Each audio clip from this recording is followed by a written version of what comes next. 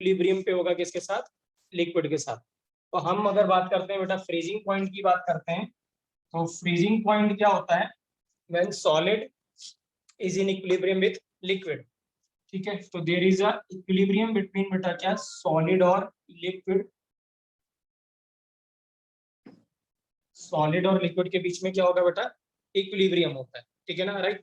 तो अगर हम क्या कहते हैं, ठीक है ना, राइट, अगर हम इस डायरेक्शन से, अगर मैं इसकी वाटर की बात करता हूँ बेटा, आइस से की बात करता हूँ, और यहाँ हम वाटर की बात करते हैं, लिक्विड की बात करते हैं, ठीक है, राइट। तो अगर हम क्या कह रहे हैं, अगर हम इस डायरेक्शन से देख रहे हैं, इधर से इधर देख रहे हैं हम, ठीक है ना, राइट, सॉलिड से लिक्विड में कन्वर्ट कर रहे हैं, तब हम इसको कहेंगे जो 0 डिग्री सेल्सियस है बेटा, वो तो क्या है, हमारा मेल्टिंग पॉइंट है। लेकिन अगर हम इधर से इधर देख रहे हैं, वाटर से आइस बना रहे हैं, तो हम कहेंगे 0 डिग्री सेल्सियस क्या है बेटा, फ्रीजिंग पॉइंट। तो कहने का मतलब the direction of the reaction will decide whether 0 degree Celsius is a freezing point और क्या बेटा, मेल्टिंग पॉइंट। क्लियर है, राइट। अगर हम 0 डिग्री सेल्सियस से, अगर मैं बात करूं 0 डिग्री सेल्सियस से अगर आप टेम्परेचर थोड़ा इंक्रीज करेंगे बेटा, तो मेल्टिंग शुरू हो जाएगी, क्या हो जाएगी, मेल्टिंग हो जाएगी। और अगर आप 0 डिग्री सेल्सियस से टेम्परेचर क्या करते हैं, थोड़ा कम करते हैं, तो क्या हो जाएगा, हमारे पास क्या हो जाएगा, फ्रीजिंग। क्या हो जाएगा, फ्रीजिंग हो जाएगा। ठीक है, तो कहने का मतलब क्या है बेटा, जो रेफरेंस है वो 0 डिग्री सेल्सियस है, अगर हम आगे जाएंगे तो मेल्टिंग होगा, पीछे आएंगे तो क्या होगा, फ्रीजिंग होगा। और ये क्या बताता है बेटा, डायरेक्शन ये डिसाइड करेगा कि वेदर फ्रीजिंग, वेदर कोई एक टेम्परेचर को हम फ्रीजिंग पॉइंट कहेंगे या क्या कहेंगे, या मेल्टिंग कहेंगे बेटा, मेल्टिंग पॉइंट कहेंगे, राइट। तो डेफिनेशन क्या होगी फ्रीजिंग पॉइंट की, how we can define the freezing point बेटा, क्या कह सकते हैं हम, फ्रीजिंग पॉइंट को डिफाइन कैसे कर सकते हैं हम, कोई बता सकता है, how you define freezing point, जैसे हम कैसे डिफाइन करेंगे फ्रीजिंग पॉइंट को, temperature at which liquid turns to solid. Okay, ये तो बचपन की डेफिनेशन होगी बेटा, हाँ बचपन में ही पढ़ा था। कोई और बता सकता है, देवांश आप बता सकते हो व्हाट इज फ्रीजिंग पॉइंट बेटा, how you define freezing point. Okay, Aryan आप बता सकते हो बेटा, आदित्य आप बेटा, नहीं, देखिए क्या है बेटा, हाँ ठीक है, राइट। हम जितनी भी प्रॉपर्टीज है बेटा, अगर हमने अभी थोड़ी देर पहले पढ़ा था, इससे कल की क्लास में पढ़ा था, लिक्विड को हम कन्वर्ट करेंगे किसमें बेटा, वेपर्स में, है ना। और इस प्रोसेस को हम कह रहे थे क्या, बॉइलिंग या वेपोराइजेशन। तो अगर मैं बॉइलिंग कहता हूँ, सर ऐसे डिफाइन कर सकते हैं कि मतलब जब वो दोनों लिक्विड और सॉलिड स्टेट जब इक्विलिब्रियम में जिस पॉइंट पर आए। हाँ ऐसा कह सकते हैं, बट हम क्या करेंगे बेटा, एक और जेन्युइन डेफिनेशन देंगे जो ज्यादा सुटेबल है या ज्यादा रिलायबल डेफिनेशन है, ठीक है ना, क्योंकि अब हम क्लास 11th या 12th में बेटा, तो हम अब एक्चुअल डेफिनेशन देंगे कॉन्सेप्ट बेटा, अभी हम कॉन्सेप्ट पता है। अगर आप मुझे बताओ बॉइलिंग पॉइंट को कैसे डिफाइन किया था बेटा हमने, जब वेपर प्रेशर एटमॉस्फेरिक प्रेशर के इक्वल हो जाता है। बराबर हो गया, या हम ऐसे कहते हैं vapour pressure of a liquid becomes equal to क्या बेटा, अप्लाइड प्रेशर, है ना, ठीक है, राइट, या एटमॉस्फेरिक प्रेशर। तो क्या यहाँ भी हम इसको वेपर प्रेशर के हिसाब से नहीं कह सकते हैं क्या, ये भी तो वही टर्म है। तो सॉलिड का नहीं लगेगा ना, क्या कह रहे बेटा, सॉलिड का वेपर, अच्छा मैं एक बार बताऊं मैं। हाँ, तो क्या होगा, हम यहाँ पे भी इस चीज से हम सारे कॉन्सेप्ट को बेटा वेपर प्रेशर से रिलेट करेंगे। मैंने पहले ही बोला था कि all concepts are interrelated, और वो सिर्फ और सिर्फ एक चीज पे डिपेंड करते हैं, और वो है कॉन्सेप्ट किसका, वेपर प्रेशर का। सो हम यहाँ पे जो फ्रीजिंग पॉइंट को डिफाइन करेंगे बेटा, वो कहेंगे it is a point of temperature when vapour pressure of a solid becomes equal to vapour pressure of क्या बेटा, लिक्विड। जब वेपर प्रेशर सॉलिड का इक्वल टू हो जाए वेपर प्रेशर के किसके बेटा, लिक्विड के, उस पॉइंट ऑफ टेम्परेचर को क्या कहते हैं हम, फ्रीजिंग पॉइंट। क्या कहते हैं, freezing point. so this is the actual definition of beta क्या, freezing point, the point of temperature when vapor pressure of solid becomes equal to vapor pressure of क्या बेटा, liquid। सर बट अगर कोई non volatile solute हो, आप जो non volatile solute, जब हम इसकी बात कर रहे हैं बेटा, राइट, ठीक है ना, तो अगर आप सॉल्यूट की तो बात कर नहीं रहे बेटा, हम सॉल्यूट को तो हम मेल्ट करना नहीं चाह रहे हैं, हम किसकी बात कर रहे हैं बेटा, ये सॉल्वेंट की। Solvent sir. को ही फ्रीज कर रहे हैं बेटा, सॉल्वेंट को ही हम मेल्ट कर रहे हैं, हम सॉलिड को नहीं कर रहे हैं कुछ भी, ठीक है ना, राइट। जो भी आप एलिवेशन या जो जो डिप्रेशन आप पढ़ रहे हैं, फ्रीजिंग पॉइंट या मेल्टिंग पॉइंट, वो किसका पढ़ रहे हैं, वो सॉल्वेंट का ही पढ़ रहे हैं। लास्ट क्लास में भी हमने किसका बॉइलिंग पॉइंट इंक्रीज या डिक्रीज किया था, वाटर का, by adding some solute into it. तो हम सॉलिड को नहीं मेल्ट कर रहे हैं बेटा, है ना, ठीक है दिवांश, हम किसकी बात कर रहे हैं, हम सॉल्वेंट की बात कर रहे हैं। तो सॉल्वेंट यहाँ पे सॉलिड भी है, सॉल्वेंट यहाँ पे लिक्विड भी है, ठीक है। तो सॉल्वेंट का कुछ ना कुछ तो वेपर प्रेशर होगा ही होगा, है कि नहीं, राइट। सो दिस मीन्स क्या है बेटा, तो vapour pressure of a solid becomes equal to vapour pressure of a liquid. उस पॉइंट ऑफ टेम्परेचर को क्या कहते हैं हम, फ्रीजिंग पॉइंट। क्या कहते हैं, फ्रीजिंग पॉइंट। तो please this is a important definition, और ये डेफिनेशन आपको ज्यादा रिलायबल है एज कम्पेयर टू हम ये कहेंगे, ये भी डेफिनेशन ठीक है कि हम कह सकते हैं कि when solid is in equilibrium with liquid, but more appropriate क्या है बेटा, क्योंकि अब हम कॉन्सेप्ट वेपर प्रेशर का जानते हैं, तो अब हम इसको एक्चुअली डिफाइन करेंगे in terms of vapour pressure, और हम कहेंगे the temperature at which vapour pressure of a solid becomes equal to vapour pressure of a liquid. याद रखेंगे, जिस कंपोनेंट का जो सॉलिड है बेटा, जिस कंपाउंड का, वही कंपोनेंट या वही सब्सटेंस का लिक्विड भी होगा। ऐसा नहीं कि लिक्विड किसी और का है, सॉलिड किसी और का है। क्लियर है बेटा, क्लियर है सान्या बेटा, क्लियर है what is vapour pressure, Aditya clear है, Yes, राइट। sir. अगर हम इसको वेपर प्रेशर से रिलेट नहीं करेंगे बेटा, ठीक है ना, राइट, तो हम कभी भी इसको कोलिगेटिव प्रॉपर्टी नहीं कह पाएंगे। याद है मैंने बताया था, colligative property depends upon lowering in vapour pressure, ठीक है ना। तो इसका मतलब जब तक आप इसको वेपर प्रेशर के टर्म्स में डिफाइन नहीं करोगे या समझोगे नहीं, आप इसको कोलिगेटिव प्रॉपर्टी कहीं नहीं पाओगे। क्लियर है, जो ये डेफिनेशन थी, when liquid is in equilibrium with vapour बेटा, या liquid is solid is equilibrium with liquid, that is more appropriate in terms of thermodynamics. But यहाँ पे हम क्या करेंगे, हमें कोलिगेटिव प्रॉपर्टी पढ़नी है, ठीक है ना। तो हम इसको रिलेट करेंगे किससे बेटा, वेपर प्रेशर से। और एक्चुअली ये वेपर प्रेशर का कॉन्सेप्ट होता है, जैसे ये वेपर प्रेशर का कॉन्सेप्ट होता है बेटा, तो ये भी वेपर प्रेशर का ही कॉन्सेप्ट होता है। आई होप बेटा क्लियर है सभी को, सभी को डेफिनेशन क्लियर है, स्वास्तिक बेटा क्लियर है Yes, आपको, sir. ठीक है, राइट। Yes, sir. तो फ्रीजिंग पॉइंट हमने देख लिया क्या होता है, और मेल्टिंग और फ्रीजिंग में क्या डिफरेंस होता है वो भी हमने देख लिया, डायरेक्शन का फर्क होता है, राइट। ठीक है, अब एक इंपॉर्टेंट बात बता रहा हूँ बेटा मैं आपको, ठीक है ना, राइट। जैसे अगर हम ग्राफ प्लॉट करते हैं बेटा, वेपर प्रेशर वर्सेस टेम्परेचर का, हाँ देखिए बेटा, हाँ इसका बहुत अच्छा क्वेश्चन बनता है बेटा, हाँ ठीक है ना। अगर एडवांस में क्वेश्चन आना है, ठीक है ना, तो यूजुअली वो क्या करता है, वो इसी टॉपिक से क्वेश्चन फ्रेम करता है, क्योंकि ये टॉपिक थोड़ा इंटरेस्टिंग है। इंटरेस्टिंग क्या मतलब, इस पे अच्छा कॉन्सेप्ट पे क्वेश्चन बनता है बेटा। हाँ मैं क्वेश्चन भी कराऊंगा, अच्छा क्वेश्चन आएगा, अच्छा क्वेश्चन है वो, ठीक है ना, राइट। तो ध्यान से समझिएगा, ठीक है ना, मैं इसलिए इसको टाइम लेके समझा रहा हूँ। वेपर प्रेशर वर्सेस लिक्विड बेटा, हाँ अब यहाँ पे हम करना क्या चाह रहे हैं, सॉलिड और जो लिक्विड है बेटा, ठीक है ना, हमारे पास दोनों फेज है, क्योंकि हम क्या पढ़ रहे हैं, फ्रीजिंग पढ़ रहे हैं, क्या पढ़ रहे हैं, फ्रीजिंग पढ़ रहे हैं, राइट, ठीक है। तो इसका मतलब क्या होगा, कुछ सॉलिड का वेपर प्रेशर होगा, कुछ लिक्विड का वेपर प्रेशर होगा। तो लिक्विड का वेपर प्रेशर ग्राफ हमने प्लॉट किया था पिछले क्लास में, या करते आ रही है, वेपर प्रेशर का ग्राफ था,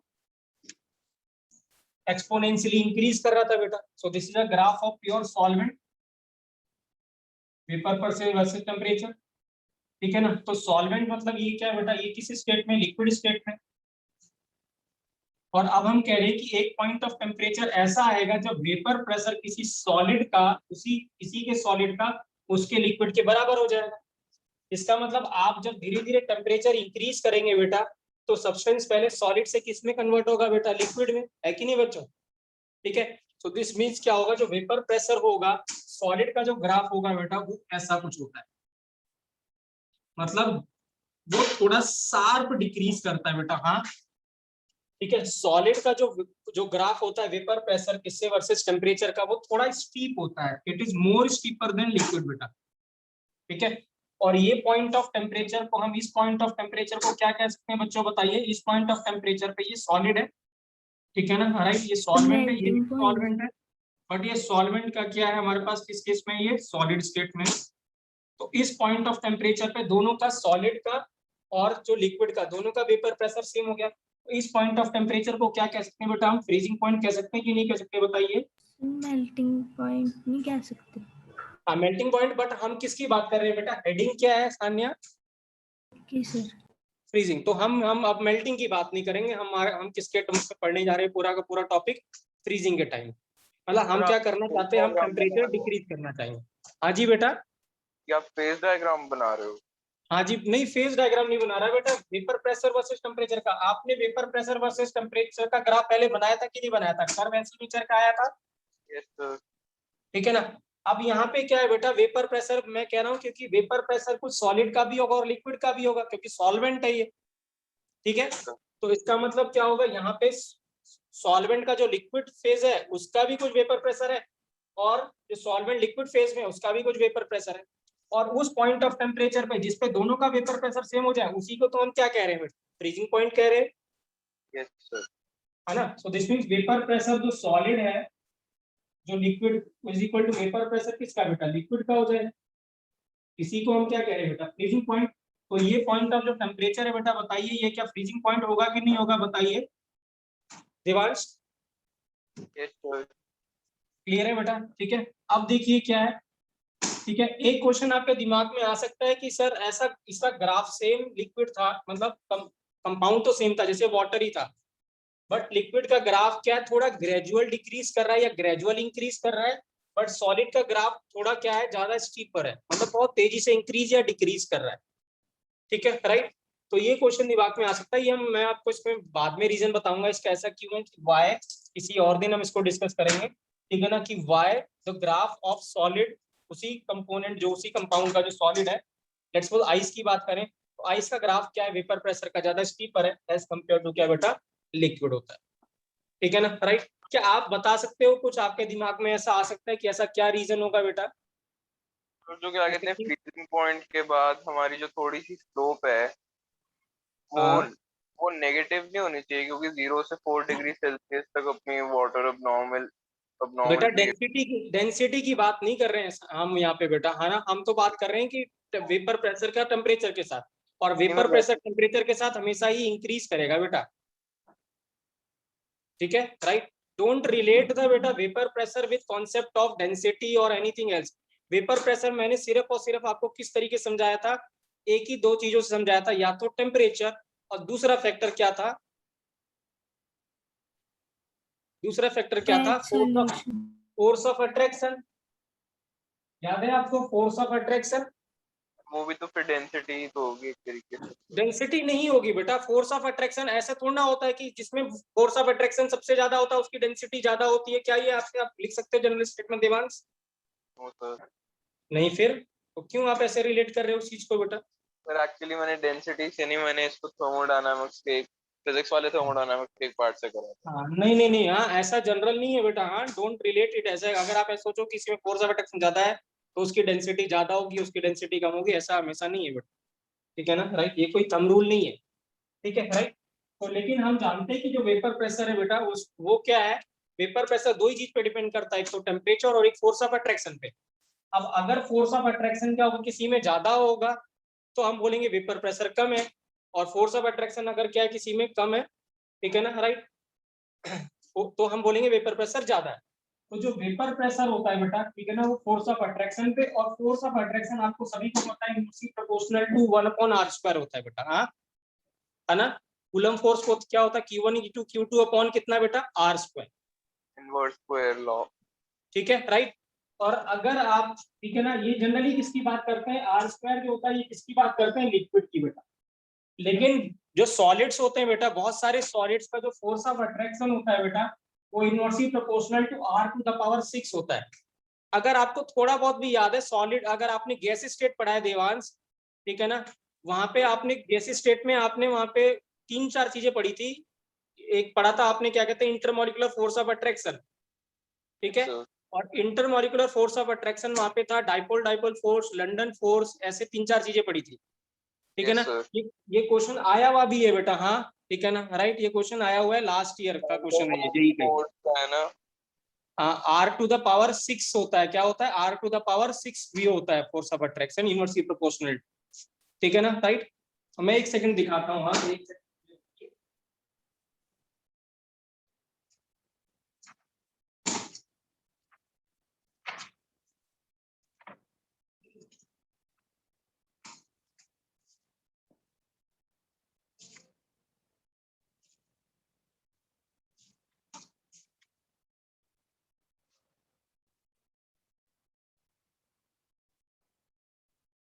ये देखिए, अगर आप इस किताब को देख पा रहे हैं बेटा, हाँ ठीक है ना, राइट, यहाँ पे कुछ r⁶ दिख रहा है आप लोगों को?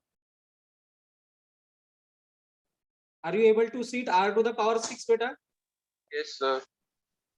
ठीक है, सभी को बोल रहा हूँ, हाँ ये इंपॉर्टेंट है बेटा, ये लास्ट ईयर क्वेश्चन आया हुआ है इसके ऊपर। सर ठीक है, फिर वैंडरवाल्स फोर्स किसके इनवर्सली प्रोपोर्शनल था? क्योंकि मेरे को ध्यान था कि वो 1/r⁶ इज वैंडरवाल्स फोर्स देखो के नहीं, वेंडरवॉल फोर्स जो होता है बेटा, वेंडरवॉल फोर्स बहुत सारे तरीके का होता है, ठीक है ना, राइट। यूजुअली जो लंदन फोर्स होता है वो r⁶ होता है, और जो डाइपोल फोर्स होता है r�3 होता है,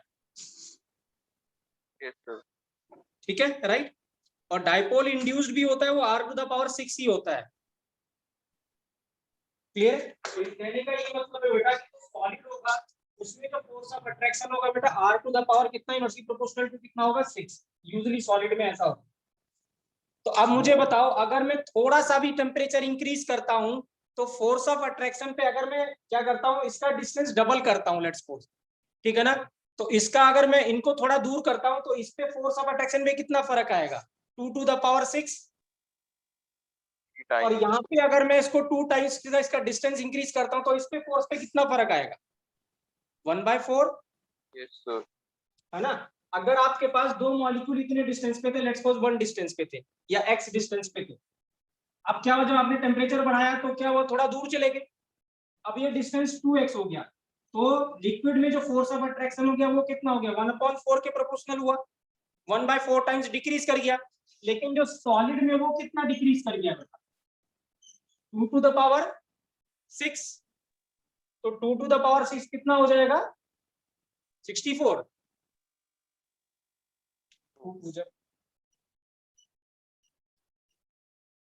यस सर 64 ही है। 64 तो कितना होगा? 64। तो आप देखिए, जैसे ही आपने थोड़ा सा टेम्परेचर बढ़ाया या आपने उनका डिस्टेंस इंक्रीज किया पार्टिकल का, तो लिक्विड के पार्टिकल का जो फोर्स था वो 1/4 टाइम्स या 4 टाइम्स डिक्रीज कर गया। लेकिन सॉलिड का कितना टाइम डिक्रीज किया बेटा? 64 टाइम्स डिक्रीज किया।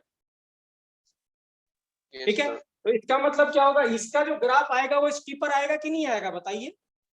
आएगा। ठीक है, इसीलिए बेटा याद रखना, वेपर प्रेशर जो होता है, कर्व जो सॉलिड का होता है वो स्टीपर होता है एज कंपेयर टू बेटा सॉल्वेंट। ना कहीं लिखा नहीं है बेटा, ये कहीं मिलेगा भी नहीं, ठीक है, तो प्लीज इसको ध्यान रखिएगा बेटा, ठीक है ना, कि क्यों होता है, बाई चांस वो पूछ ले, ठीक है ना, तो आपको पता होना चाहिए, दैट इज द रीजन बेटा। सभी को क्लियर है? आदित्य बेटा क्लियर है आपको? Yes, sir. ठीक है, सानिया देखिए बेटा, हाँ मुझे कुछ करने के लिए नहीं बोलना, यस आया आता है तो नहीं आता है, सर, नहीं आता तो क्लियर मैं है, ठीक है ना, राइट, बिल्कुल क्लियर। राइट। तो इसीलिए क्या होगा, इसीलिए इसका ग्राफ क्या है बेटा? स्टीपर है। आर्यन बेटा आपको क्लियर है?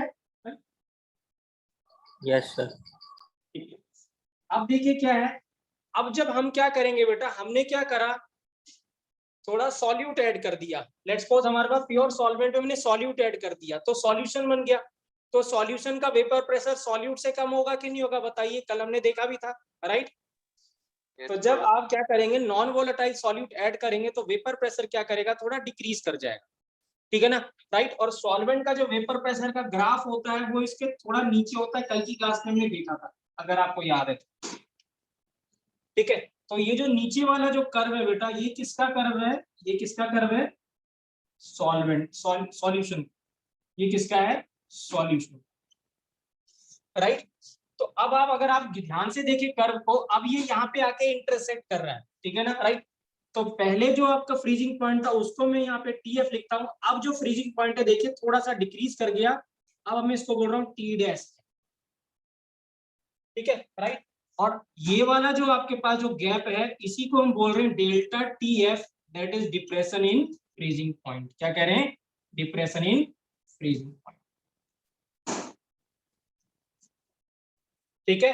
क्योंकि सॉल्यूशन का जो वेपर प्रेशर है बेटा वो सॉल्वेंट से हमेशा कम होगा, तो इसका मतलब इसका ग्राफ इससे नीचे से आएगा, और जब इसको आप यहाँ पे टच कराएंगे तो ये यहाँ पे आके कट करेगा, और इस पॉइंट पे सॉलिड और सॉल्यूशन क्या है बेटा? इक्विलिब्रियम पे है। इसका मतलब ये वाला जो पॉइंट ऑफ टेम्परेचर होगा उसको क्या कहेंगे बेटा?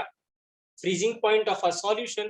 तो सॉल्यूशन का जो फ्रीजिंग पॉइंट है बेटा वो यूजुअली थोड़ा सा कम हो जाए किससे? सॉल्वेंट से। तो लास्ट क्लास में क्या हुआ था, एलिवेशन में बॉइलिंग पॉइंट सॉल्यूशन का इंक्रीज कर गया था, यहाँ पे बॉइलिंग पॉइंट क्या करेगा, डिक्रीज कर जाएगा। क्लियर है बेटा, क्लियर है? Yes right, sir. कोई डाउट बेटा, किसी को भी डाउट? ठीक है, राइट। सो दिस मीन जो टीएफ है बेटा, हाँ ठीक है, याद रखेंगे बेटा, टीएफ आपको क्या लेना है, पॉजिटिव वैल्यू ही लेनी है। हाँ, कंफ्यूजन होगी आगे जाके, तो मैं भी बता रहा हूँ। यूजुअली क्या होता है, आप टीएफ जो लेते हैं या डेल्टा जो लेते हैं, फाइनल माइनस इनिशियल लेते हैं, लेकिन आपको टीएफ को क्या रखना है बेटा, पॉजिटिव वैल्यू ही रखनी है। तो पॉजिटिव तभी आएगा जब आप इसको टीएफ माइनस क्या करोगे, टी डैश एफ करोगे। क्या करोगे, TF minus T dash F करोगे। टीएफ जो रहेगा बेटा, ठीक है ना, राइट, वो क्या है, freezing point of a solvent. T dash F जो है वो फ्रीजिंग पॉइंट ऑफ क्या है, सॉल्यूशन है। सॉल्यूशन का फ्रीजिंग पॉइंट कम ही आएगा एज कंपेयर टू क्या बेटा, किससे, सॉल्वेंट से बेटा। कोई डाउट बेटा, कोई डाउट, कोई डाउट, किसी को भी डाउट बेटा? क्लियर है?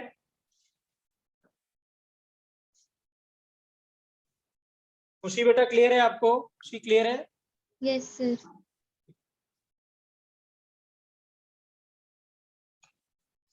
ठीक है, राइट। पुनीत बेटा क्लियर है आपको?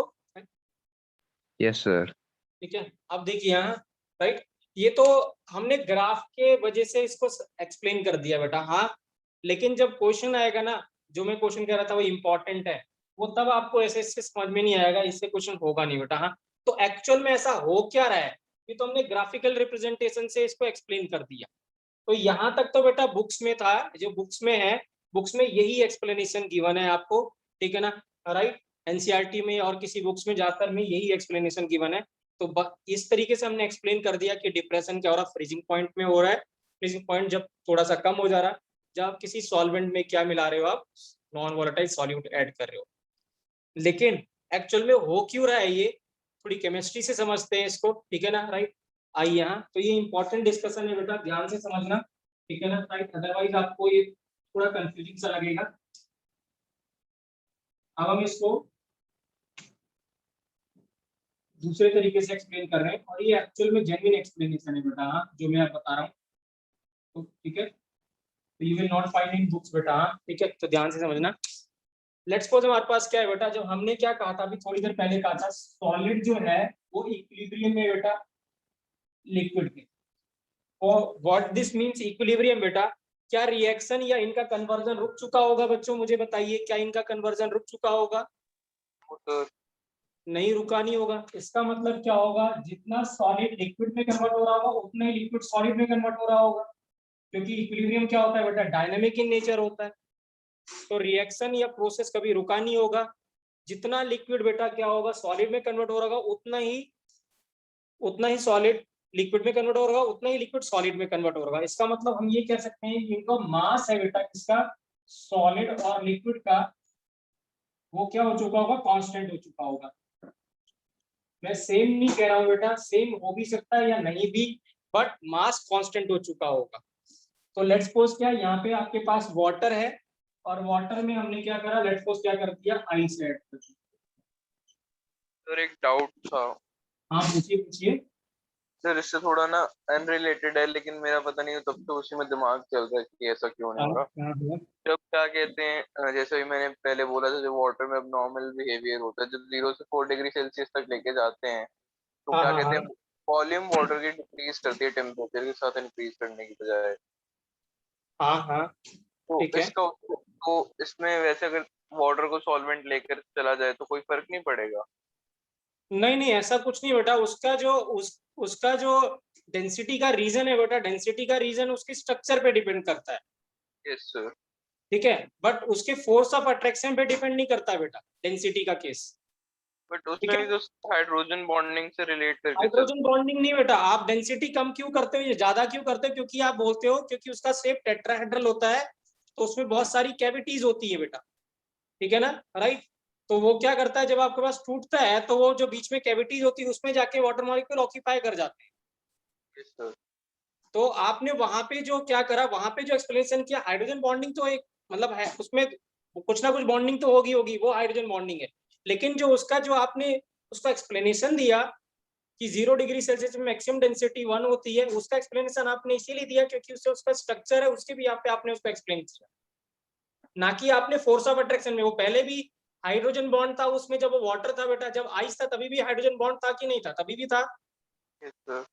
तो आप उसके बिहाफ पे उसको कंक्लूड नहीं कर सकते। कंक्लूजन उसका किसके बिहाफ पे है कि उसका जो स्ट्रक्चर है वो जब वो बनता है तो उसपे बहुत सारी स्पेस रह जाती है, तो जब आप मेल्ट करते हो तो मेल्ट करने के बाद क्या होता है, उसमें क्या होता है, जो एम्प्टी स्पेस रह जाता है बीच में, उसमें वाटर मॉलिक्यूल चले जाते हैं, तो वॉल्यूम इसका कम हो जाता है, डेंसिटी बढ़ जाती है। Yes, तो sir. वहां पे आप उसके हिसाब से एक्सप्लेन करते हो उसको, Okay, sir. ना कि फोर्स ऑफ अट्रैक्शन के हिसाब से बेटा। Okay, sir. ठीक है, राइट। सो क्या है, सॉलिड लिक्विड है बेटा, लिक्विड और सॉलिड है, ठीक है ना, राइट। दोनों इक्विलिब्रियम में है। इक्विलिब्रियम का मतलब बेटा सॉलिड लिक्विड में कन्वर्ट हो रहा होगा, लिक्विड सॉलिड में कन्वर्ट हो रहा होगा। इसका मतलब क्या है, मास जो है सॉलिड और लिक्विड का कांस्टेंट होगा, मतलब जरूरी नहीं कि इक्वल हो भी सकता है और नहीं भी हो सकता है बेटा, ठीक है ना, राइट। अब कन्वर्जन का क्या मतलब है बेटा? कन्वर्जन का ये मतलब है कि इससे कुछ आइस लिक्विड में कन्वर्ट हो रही है बेटा, और क्या होगा, कुछ जो लिक्विड है वो आइस में कन्वर्ट हो रहा होगा, सच दैट इनका जो मास रहे वो कांस्टेंट रहे, मास जो रहे वो क्या रहे, कांस्टेंट रहे, ठीक है, राइट। अब कांस्टेंट है क्यों, इसको अगर हम वेपर प्रेशर से देखें, तो अगर मैं इसी चीज को वेपर प्रेशर से एक्सप्लेन करता हूं,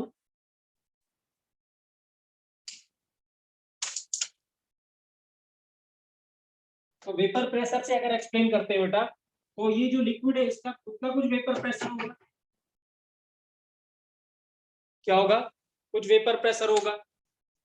अब यहाँ पे क्या आपने कुछ सॉलिड लिया, आइस लिया हुआ है, आइस का भी कुछ का वेपर प्रेशर होगा। अब दोनों का वेपर प्रेशर मुझे बताओ सेम होगा कि नहीं होगा बच्चों, एट इक्विलिब्रियम 0 डिग्री सेल्सियस पे, Yes, sir. ठीक है। तो दोनों का ही क्या है, वेपर प्रेशर क्या है, सेम है। प्लीज ध्यान से समझना बेटा, हाँ, ठीक है, राइट।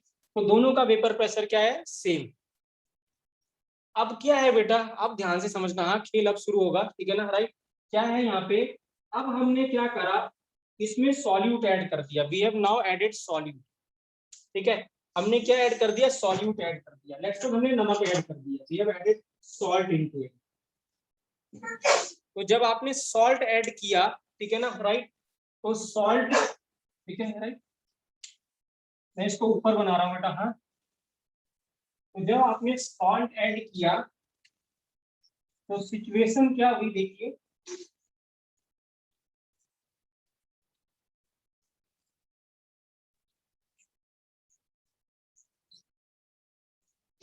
सॉल्ट ऐड किया हमने,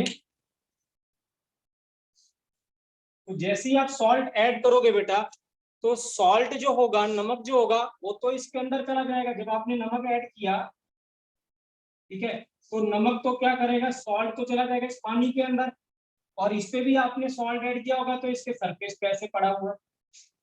तो मुझे बताइए, जब आपने सॉल्ट ऐड किया, ठीक है ना, राइट, तो आपने पूरा ऊपर से डाला, तो कुछ आइस के ऊपर गिरा, कुछ पानी के ऊपर गिरा। तो जब वाटर के ऊपर जब गिरा वो सॉल्ट, तो वो क्या करेगा, क्या वो सॉल्यूशन में कन्वर्ट हो जाएगा कि नहीं हो जाएगा, बताइए। हो जाएगा सर। हो जाएगा। तो इसका मतलब अब जब ये, क्योंकि ये NaCl सॉल्युबल इन वाटर है, तो दिस मींस ये जो नमक आपने सरफेस पे जो पड़ा था, ये तो पानी के अंदर चला गया, and now it becomes solution. ये क्या बन गया, सॉल्यूशन। क्या ये आइस पे जो ऊपर नमक पड़ा हुआ है, क्या ये सॉल्यूशन बन पाएगा? No sir. नहीं, ये सॉल्यूशन नहीं बनेगा बेटा, क्योंकि दूसरा भी सॉलिड है, वो भी सॉलिड है, तो यूजली क्या होगा, वो जो नमक है उसके सरफेस पे ही पड़ा रहने वाला है, ठीक है ना, राइट। अब अगर मुझे आप बताइए, दोनों का वेपर प्रेशर पहले सेम था, दोनों का वेपर प्रेशर क्या था, पहले सेम था, ये वाली कंडीशन पे बात कर रहा हूं। लेकिन जब आपने नमक डाल दिया, तो किसका वेपर प्रेशर डिक्रीज किया होगा, सॉल्ट का, सॉरी इसका आइस का, कि सॉल्यूशन का, लिक्विड का? लिक्विड का। किसका डिक्रीज किया होगा बच्चों? लिक्विड का। लिक्विड का। क्यों लिक्विड का? क्योंकि लिक्विड में हमने क्या ऐड कर दिया, non volatile solute and becomes the solution. So there is a decrease in vapour pressure of a solution. Solid कोई होमोजेनियस, आइस ने होमोजेनियस मिक्सचर नहीं बनाया है, सो दिस मींस आइस का जो वेपर प्रेशर पहले था बेटा, वो वेपर प्रेशर उतना ही रहने वाला है। तो इसका वेपर प्रेशर तो सेम ही रहा, बट इसका वेपर प्रेशर क्या करेगा बेटा, वो डिक्रीज कर जाएगा। कि जब आप नॉन वोलेटाइल सॉल्यूट ऐड करते हो और सॉल्यूशन बनाते हो तो वेपर प्रेशर क्या करेगा बेटा, डिक्रीज कर जाएगा। आदित्य बेटा यहाँ तक समझ में आया? Yes sir. आगे खुशी सर। आपको बेटा, खुशी आपको समझ में आया? Yes, sir. ठीक है, राइट। आर्यन आपको बेटा? Yes sir. ठीक है, अब मुझे बताओ यहाँ पे क्या होगा, क्या अभी भी, क्या इस केस में, इन दोनों यहां तक थे हम, थर्ड वाले केस में मैं बताऊं आप, क्या यहाँ पे मेल्टिंग शुरू होगी कि नहीं होगी, क्या फ्रीजिंग होगी, क्या होगा इस केस में? अगर ऐसी सिचुएशन आ जाए, इक्विलिब्रियम तो डिस्टर्ब हो गया, तो मुझे बताइए क्या होगा इसमें, मेल्टिंग होगा कि फ्रीजिंग होगा? क्या हो जाएगा? मेल्टिंग। मेल्टिंग शुरू हो जाएगी। कोई और भी बताएगा क्या होगा बेटा, कुछ और हो जाएगा क्या? मेल्टिंग। क्यों देवांश मेल्टिंग होगी बेटा? आर्यन क्यों मेल्टिंग होगी, क्या रीजन देंगे? क्योंकि अब क्या कहते हैं, सॉलिड तो अपना इक्विलिब्रियम मेंटेन करना चाहेगा, तो वो उतना ही मास वहां पे भेजेगा जितना पहले आ रहा था सॉल्यूशन बनने से। बट सॉल्यूशन का वेपर प्रेशर कम हुआ है तो वो उसका इक्विलिब्रियम, वो अपनी तरफ से इक्विलिब्रियम डिस्टर्ब कर रहा है, वो क्या कहते हैं मास कम भेजेगा सॉलिड की तरफ।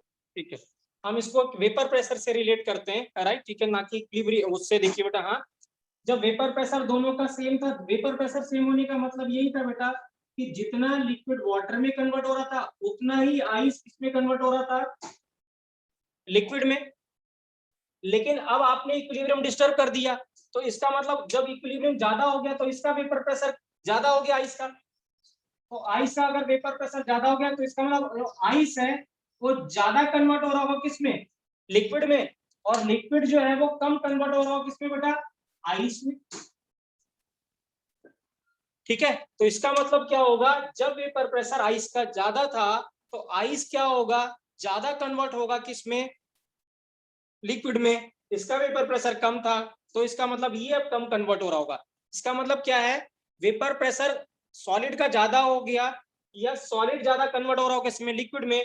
तो इसका मतलब बेटा अब धीरे धीरे क्या शुरू हो जाएगी इस केस में, मेल्टिंग शुरू हो जाएगी। क्या शुरू हो जाएगी, मेल्टिंग शुरू हो जाएगी।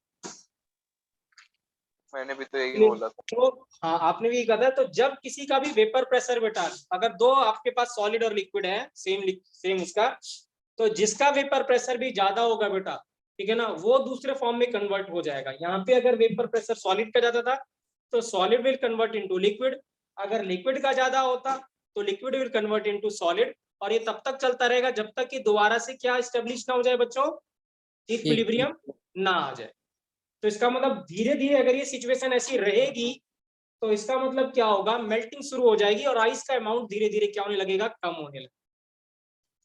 अब ठीक है, तो ये केस था 3। अब अगर मैं इसको, इस कंडीशन को रोकना चाहता हूं, if I want to stop this, मैं चाहता हूं कि ये रुक जाए, मेल्टिंग रुक जाए, if I want to stop this phenomena, मैं क्या करूं कि जिससे कि मेल्टिंग रुक जाए बच्चों, बताइए। टेम्परेचर में वेरिएशन ला सकते हैं, क्योंकि इक्विलिब्रियम को टेम्परेचर के साथ हम बदल सकते हैं। तो हम टेम्परेचर को क्या करें, कम की ज्यादा करें? कम कर दें। कम क्यों करेंगे देवांश? सर तुक्का मारा था ये वाला। कम इसलिए करेंगे क्योंकि आपको वेपर प्रेशर कम करना है कि नहीं? आपको वेपर प्रेशर कम करना है ना, सिंपल। तो वेपर प्रेशर अगर कम करना है, दिस मीन्स आप टेम्परेचर कम ही करोगे, ऑब्वियस है, क्योंकि टेम्परेचर तो प्रोपोर्शनल है किसके, sorry, vapour pressure proportional temperature के। तो अगर आपको वेपर प्रेशर क्या करना है, अगर आपको वेपर प्रेशर कम करना है तो डेफिनेटली आप टेम्परेचर क्या करेंगे बच्चों, सभी लोग क्या करेंगे, डिक्रीज करेंगे। तो पहली वाली सिचुएशन, ये वाली सिचुएशन थी 0 डिग्री सेल्सियस पे, ठीक है ना। अभी सिचुएशन क्या होगा, ये सिचुएशन 0 डिग्री सेल्सियस पे थी, बट आपको इसको रोकने के लिए आपको टेम्परेचर 0 डिग्री सेल्सियस से क्या करना पड़ेगा, कम करना। अब जब आप टेम्परेचर कम करेंगे तो टेम्परेचर कम करने से दोनों का वेपर प्रेशर कम होगा, लिक्विड का भी और सॉलिड का भी। तो लिक्विड का भी वेपर प्रेशर कम होगा और सॉलिड का भी वेपर प्रेशर कम होगा। लेकिन ज्यादा कम किसका होगा, ये इंपॉर्टेंट है। तो ज्यादा कम किसका होगा, लिक्विड का। नहीं, सॉलिड का। सॉलिड का ग्राफ इसकी पर था, नहीं था? आर्यन बताओ। Yes sir. तो टेम्परेचर का चेंज करने पे ज्यादा फर्क किसको पड़ेगा, अगर इसका इंक्रीज भी ज्यादा तेजी से कर रहा था तो डिक्रीज भी तो ज्यादा तेजी से करेगा, है कि नहीं? क्योंकि Yes. इसका जो ग्राफ है बेटा वो ग्राफ ज्यादा स्टीपर है, इसका ग्राफ ग्रेजुअल है, तो इसका मतलब इसका जितना डिक्रीज करेगा उसके कंपैरिजन में इसका ज्यादा डिक्रीज करेगा। ये बात समझ में आई बच्चों सभी को? Yes, sir. सर क्लियर है? सानिया आपको क्लियर है बेटा? Yes, sir. लेट सपोज क्या था, इन दोनों का वेपर प्रेशर कितना था, 0 डिग्री सेल्सियस पे। लेट्स बोले कि 100 और 100 था, फॉर एग्जांपल लेट्स को 100 था। लेकिन जब आपने सॉल्यूट ऐड कर दिया तो इसका वेपर प्रेशर क्या हुआ, ज्यादा डिक्रीज कर गया। लेट्स सपोज ये हो गया कितना 80 और ये रहा कितना 90। अब आपने क्या करा बेटा, जब आपने टेम्परेचर को डिक्रीज करना शुरू करा तो इसका भी डिक्रीज करेगा, इसका भी डिक्रीज करेगा, लेकिन इसका ज्यादा तेजी से डिक्रीज करेगा। तो एक टाइम ऐसा आएगा कि ये फिर से 72 और 72 दोनों आगे। लेट्स सपोज ये क्या हुआ 90 से 72 पहुंचा और ये उतनी देर में 80 से कितने 72 पहुंचा। अब दोनों का वेपर प्रेशर क्या हो गया बच्चों, सेम हो गया कि नहीं हो गया? Yes, sir. और अगर वेपर प्रेशर सेम हो गया सो दिस मींस फ्रीजिंग क्या हो जाएगी, रुक जाएगी कि नहीं रुकेगी, बताइए? Yes sir. ठीक है, तो इसका मतलब आपको फ्रीजिंग रोकने के लिए हमने टेम्परेचर को क्या कर दिया, कम कर दिया। मेल्टिंग रोकने के लिए करा ना। हाँ, मेल्टिंग रोकने के लिए, सॉरी, मेल्टिंग रोकने के लिए टेम्परेचर कम कर दिया। इसका मतलब आप मुझे बताओ मेल्टिंग पॉइंट कम हो गया कि नहीं हो गया पहले से? हो गया। ठीक है, राइट। सॉल्यूशन का होता तो। हाँ जी बेटा बोलिए। सॉल्यूशन का हुआ ना मेल्टिंग पॉइंट तो हम। हाँ, सॉल्यूशन की बात करेंगे बेटा, सॉल्यूशन का मेल्टिंग बोलेंगे और इसका फ्रीजिंग बोलेंगे सॉलिड का, है ना? राइट, या सॉलिड का फ्रीजिंग बोलेंगे, लिक्विड का मेल्टिंग, सॉरी इसका सॉलिड का फ्री वो बोलेंगे क्या कहते हैं मेल्टिंग, और इसका क्या बोलेंगे फ्रीजिंग बोलेंगे। क्योंकि जो सॉलिड है वो तो सॉलिड तो मेल्ट ही होगा बेटा, तो सॉलिड के लिए मेल्टिंग पॉइंट बोलेंगे और लिक्विड के लिए क्या बोलेंगे, फ्रीजिंग बोलेंगे बेटा, है कि नहीं आ रहे हैं? Yes sir. ठीक है, इसका मतलब हम किसकी बात कर रहे थे यहाँ पे, सॉल्वेंट की बात कर रहे थे, ठीक है ना? तो सॉल्वेंट के लिए हम क्या वर्ड यूज करेंगे बेटा, फ्रीजिंग। तो फ्रीजिंग पॉइंट क्या करेगा, डिक्रीज कर गया कि नहीं कर गया? पहले फ्रीजिंग पॉइंट कितना था 0 डिग्री सेल्सियस, अब फ्रीजिंग पॉइंट थोड़ा कम हो गया होगा। ठीक है, so this is the concept कि वाई क्यों आप जब आप कोई सॉल्यूट ऐड करते हो तो मेल्टिंग पॉइंट क्यों डिक्रीज कर जाता है। So that is the reason. क्योंकि अब हमने इसको कॉन्सेप्ट को किससे सीखा, वेपर प्रेशर से। मैं रिपीट कर रहा हूं बेटा, दोनों चीजें इक्विलिब्रियम में थी। इक्विलिब्रियम का मतलब था जितना वेपर प्रेशर सॉलिड का है उतना वेपर प्रेशर लिक्विड का भी है, मतलब जितना सॉलिड लिक्विड में कन्वर्ट हो रहा होगा उतना लिक्विड सॉलिड में कन्वर्ट हो रहा होगा। ये क्लियर है? अब हमने क्या ऐड किया बेटा, उसमें सॉल्यूट ऐड कर दिया, सॉल्यूट तो चला गया पानी के अंदर, वाटर के अंदर, उसने बना लिया सॉल्यूशन, तो उसका वेपर प्रेशर कम हो गया, ठीक है ना? सॉलिड का भी वेपर प्रेशर थोड़ा बहुत कम हुआ होगा बट ज्यादा फर्क नहीं पड़ा होगा क्योंकि वो एक सॉल्यूशन नहीं बना है, नो होमोजेनियस मिक्सचर नहीं बना है। तो लेट्स सपोज इनिशियल पहले दोनों का 100 था 0 डिग्री सेल्सियस पे, अब ये 80 हो गया और ये 90 हो गया। इसका मतलब क्या होगा, सॉलिड का वेपर प्रेशर ज्यादा हो गया।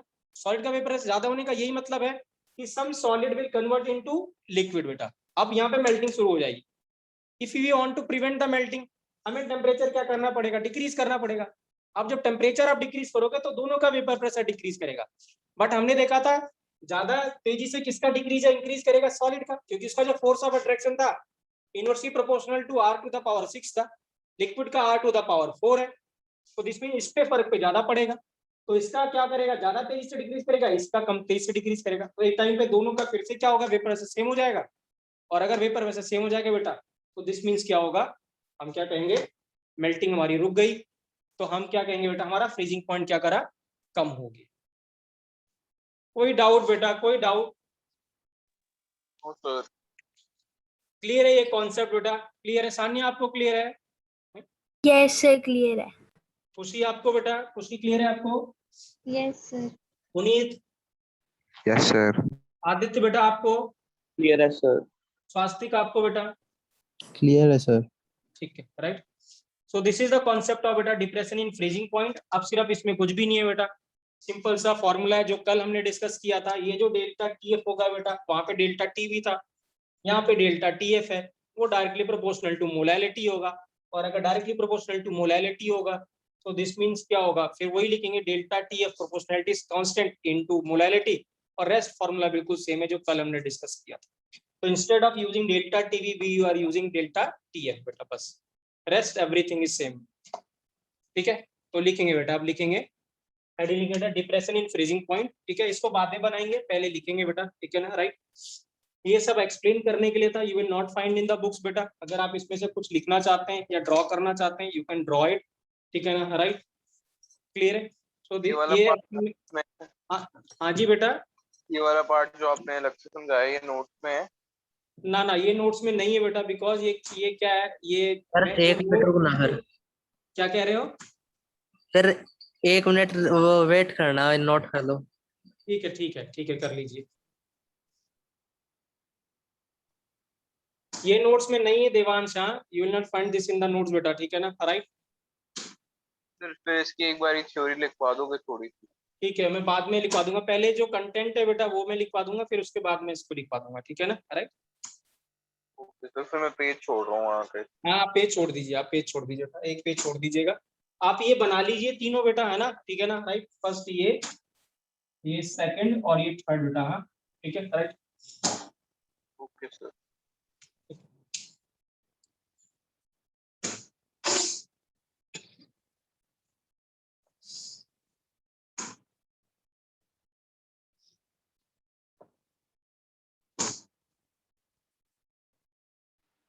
सर क्वेश्चन किस टाइप के आएंगे? क्वेश्चन आएगा बेटा, अभी करेंगे क्वेश्चन, ठीक है ना। जैसे क्वेश्चन में ऐसे पूछता हूँ, 10% यूरिया सॉल्यूशन है बेटा और 10% ग्लूकोज सॉल्यूशन है। चलिए मैं पूछ ही देता हूँ। 10% यूरिया सॉल्यूशन है, 10% ग्लूकोज सॉल्यूशन है। तो मैं 3-4 और ऑप्शन भी बना सकता था, बट मैंने 2 ही बनाए। किसका डिप्रेशन ज्यादा होगा या किसका एलिवेशन ज्यादा होगा? तो दोनों, किसका डिप्रेशन ज्यादा होगा या किसका एलिवेशन? चलिए डिप्रेशन अभी आप नहीं बता पाएंगे, या चलिए डिप्रेशन ही बता दीजिए, किसका डिप्रेशन ज्यादा होगा? 10% दोनों का सेम होगा? Yes sir. कोई डाउट? क्यों सेम होगा देवान? सर क्या अब कॉलिगेटिव प्रॉपर्टी पढ़ रहे हैं, वो डिपेंड तो करता ही नहीं। ओके ओके बेटा, ठीक है, राइट। चलिए हाँ, इसको मैं अभी देखूंगा, अभी बताऊंगा बेटा इसका मोलर आंसर। मास पे नहीं डिपेंड करेगा सर वो। क्या कह रहे हो? तो कॉलिगेटिव प्रॉपर्टी होती है तो मोलर मास पे डिपेंड करती है। हाँ, तो क्या आंसर आएगा आर्यन इस केस में, क्या सेम रहेगा? सर 1/, मोलर मास होता है, अब मोलर मास यूरिया का कम है तो उसका उसका उसका कोलिगेटिव प्रॉपर्टी पे ज्यादा फर्क पड़ेगा, है ना। Yes sir.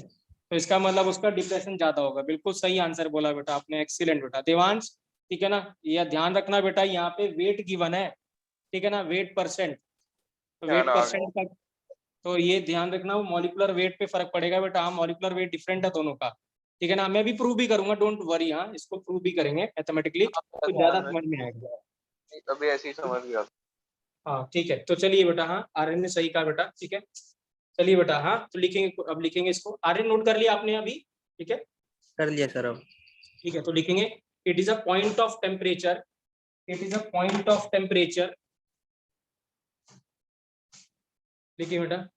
फ्रीजिंग पॉइंट के लिए लिखें बेटा, हेडिंग लिखेंगे फ्रीजिंग पॉइंट, सिर्फ लिखेंगे, ऊपर लिख लेंगे फ्रीजिंग पॉइंट, लिखेंगे it is a point of temperature, it is a point of temperature at which solid and liquid phase, it is a point of temperature at which solid and liquid phase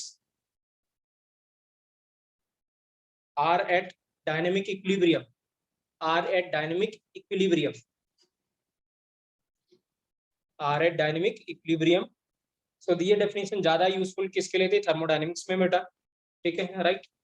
second definition लिखेंगे बेटा, और करके लिखेंगे, और are eight dynamic equilibrium बेटा, are eight dynamic equilibrium, है ना, ठीक है। इक्विलिब्रियम डायनेमिक इन नेचर होता है बेटा, रिएक्शन चलती रहती है, राइट। और करके लिखेंगे, सेकंड डेफिनेशन लिखेंगे बेटा, जो मैंने दूसरी बताई थी आपको, लिखेंगे और freezing point is a temperature, freezing point is a temperature at which, freezing point is a temperature at which the vapor pressure of a solution, freezing point is a temperature at which the vapor pressure of a substance in liquid phase freezing point is a temperature at which vapor pressure of a substance in liquid phase is equal to solid phase, beta, is equal to solid phase, is equal to solid phase, ठीक है, right. तो आप इसको लिख लेंगे यहाँ पे H2O solid बेटा और H2O क्या है, लिक्विड। तो इक्विलिब्रियम बेटा, इस प्रोसेस को हम बोलेंगे सॉलिड से जब जाएंगे तो मेल्टिंग, और इसको क्या कहेंगे, इधर से इधर जाएंगे तो बोलेंगे फ्रीजिंग।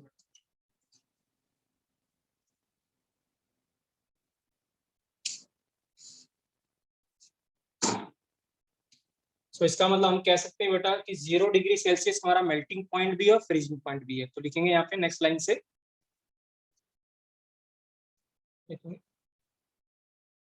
0 डिग्री सेल्सियस लिखेंगे, 0 डिग्री सेल्सियस और 273 केल्विन, 0 डिग्री सेल्सियस और 273 kelvin is a melting point as well as freezing point, is a melting point as well as freezing point। Sir दोबारा बोलना एक बार। 0 डिग्री सेल्सियस और 273 kelvin is a melting point MP और FP freezing point of water बेटा, of water।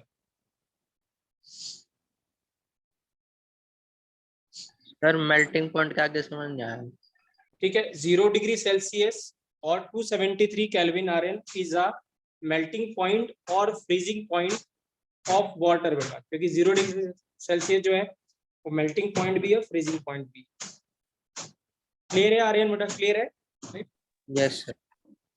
Next line से लिखेंगे बेटा, next point लिखेंगे, if we increase the temperature, if we increase the temperature, if we increase the temperature. अब ये process जो है बेटा ये एंडोथर्मिक है। अगर हम इसको डायरेक्शन देखेंगे तो ये एंडोथर्मिक है। सॉलिड से अगर आपको लिक्विड में कन्वर्ट करना है तो मींस टेम्परेचर हमें इंक्रीज करना पड़ेगा या हीट देनी पड़ेगी बेटा। तो हीट जब हम देते हैं तो उस प्रोसेस को क्या कहते हैं, एंडोथर्मिक। ठीक है, तो एंडोथर्मिक जो रिएक्शन होती है बेटा, अगर आप टेम्परेचर इंक्रीज करेंगे तो फॉरवर्ड डायरेक्शन में मूव करती है। किस डायरेक्शन मूव करती है, फॉरवर्ड डायरेक्शन में। ठीक है, तो इसे लिखेंगे, देखिए, if we increase the temperature then reaction will move in a forward direction, then reaction will move in a forward direction and melting will occur beta, and melting will occur।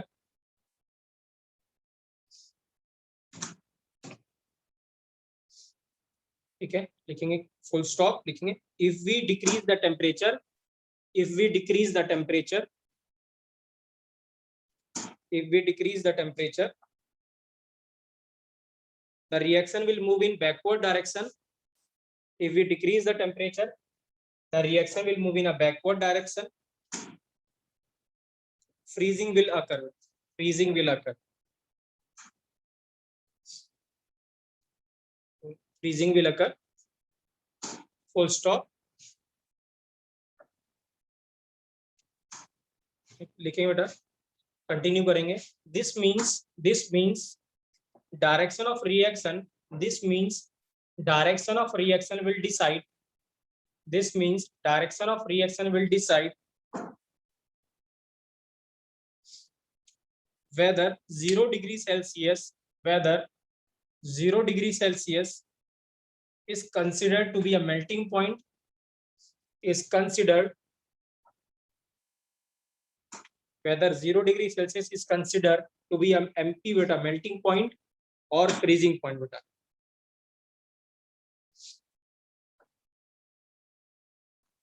melting point or freezing।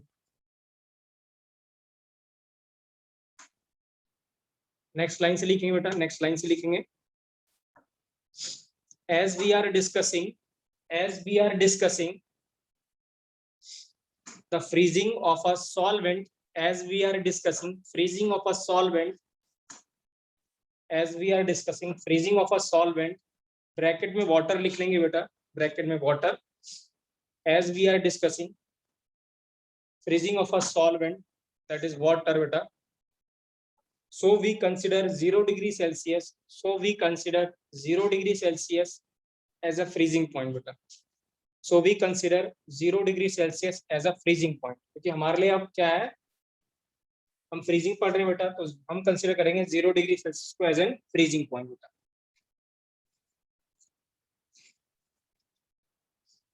Clear है बेटा? अब heading लिखेंगे बेटा, अब heading डालेंगे DFP बेटा, depression in freezing point बेटा, depression in freezing point.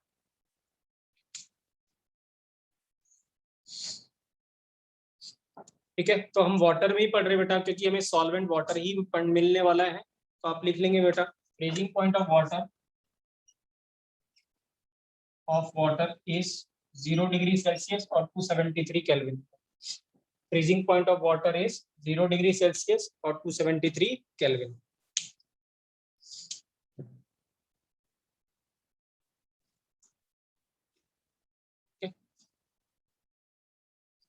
लिखेंगे बेटा नेक्स्ट लाइन से, लिखेंगे नेक्स्ट लाइन से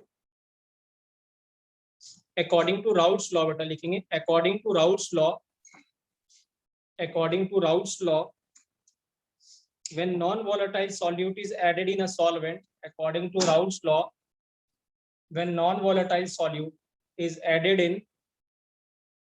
in a solvent, its vapor pressure decreases. Its vapor pressure decreases, and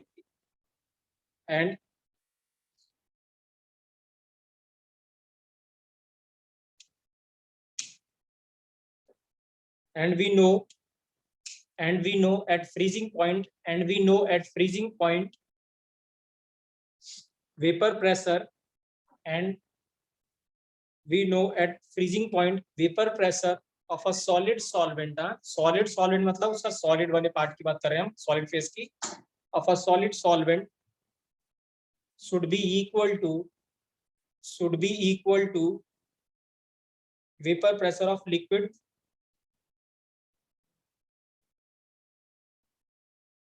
will be equal to vapor pressure of a liquid solution.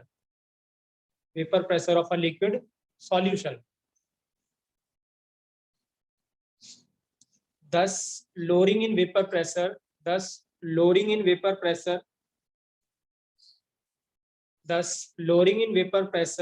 of a liquid solution,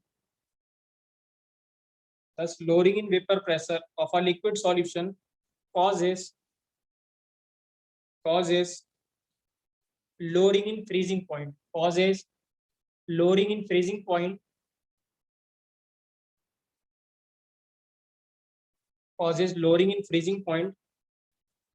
as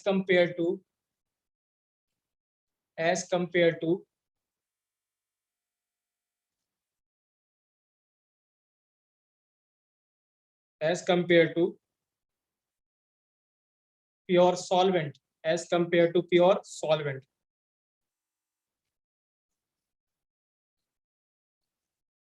thus lowering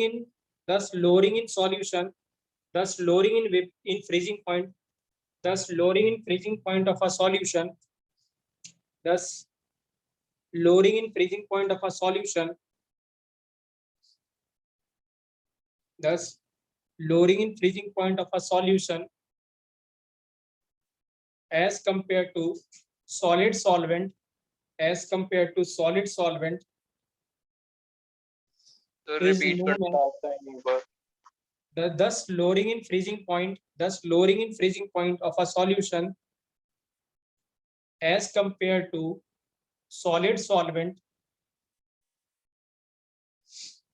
is known as beta depression in freezing point, is known as depression in freezing point,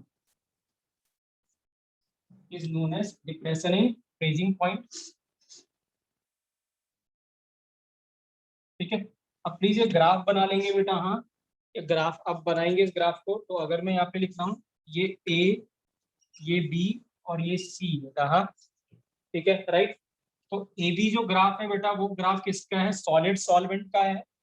जो BC graph है वो liquid solvent का है। और जो ये graph बनाए हम डी और ई बेटा, ये ग्राफ है किसकी? सॉल्यूशन का, ठीक है राइट। तो आप प्लीज जरूर लिख लेना बेटा इसका क्या मतलब है। एडी जो ग्राफ, एबी जो ग्राफ है ये वाला, वो किसका? सॉलिड सॉल्वेंट का है बेटा। जो बीसी है वो लिक्विड सॉल्वेंट का, और जो डी है बेटा वो सॉल्यूशन का, ठीक है। किसका है? वेपर प्रेशर का है बेटा। किसका? Vapour pressure. तो ये है vapour pressure of solid solvent, vapour pressure of liquid solvent, और वेपर प्रेशर किसका है बेटा? सॉल्यूशन का। किसका है? सॉल्यूशन।